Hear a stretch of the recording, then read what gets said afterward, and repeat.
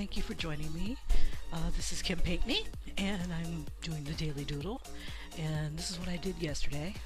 I went from that to that,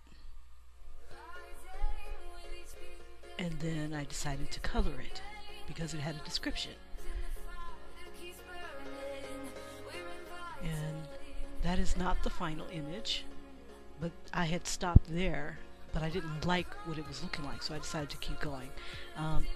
Here I am transferring the image onto a paper that has been treated with baby oil, and it's a little awkward in the position that I'm doing, so you'll see like the light flash off and on, and my light kept going off and on. I always start off with the lighter colors, that way I can blend them and I don't lose my highlights. I was working from two different color schemes. I wanted a darker skinned girl, but I was also using a lighter skinned person as a photo reference. And believe it or not, I was using Brendan Fraser's face. And I decided, well, how don't I use him and see what he would look like if he was feminized. So I used a lot of his features in this image, but I was using someone else with a darker tone, and I kept going back and forth, and the lights were different and stuff, so I just got tired of trying to match the colors that I truly wanted with the face that I was using. So I kind of made her more of a tanned color. So here I am just pretty much layering my colors.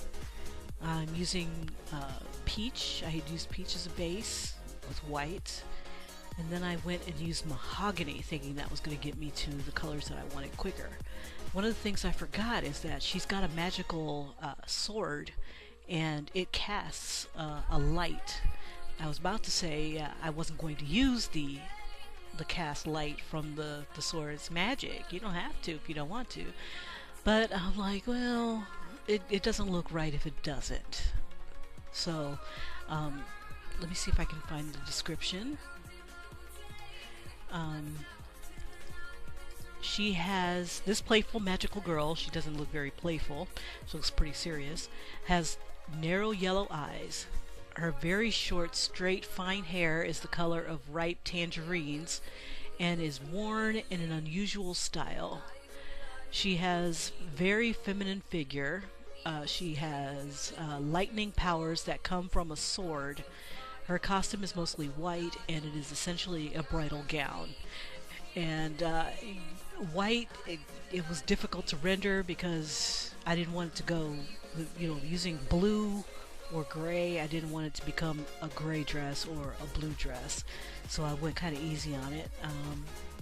I figured that if the sword was going to have magical powers, I would have on the hilt of the sword, or the pommel, I think that's what it's called, like a Tesla sort of type thing going on.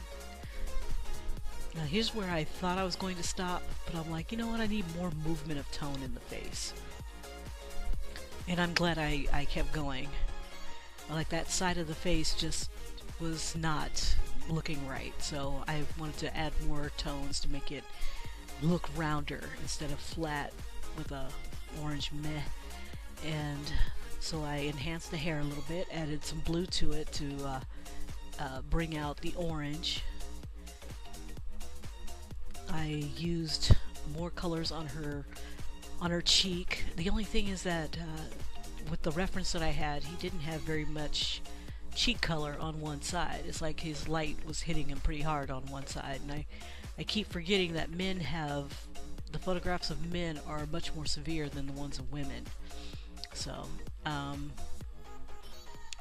wanted it to appear like the light from the lightning is kind of dancing across her face. It would have been more effective if my background was a color or deeper, darker color, maybe a blue to set off the orange, but I didn't do that. And so here's the finished product. The hands kind of get washed out with the light. And the paper was huge, but I wasn't able to go that far down. So I just wanted to try this out. Thank you for watching.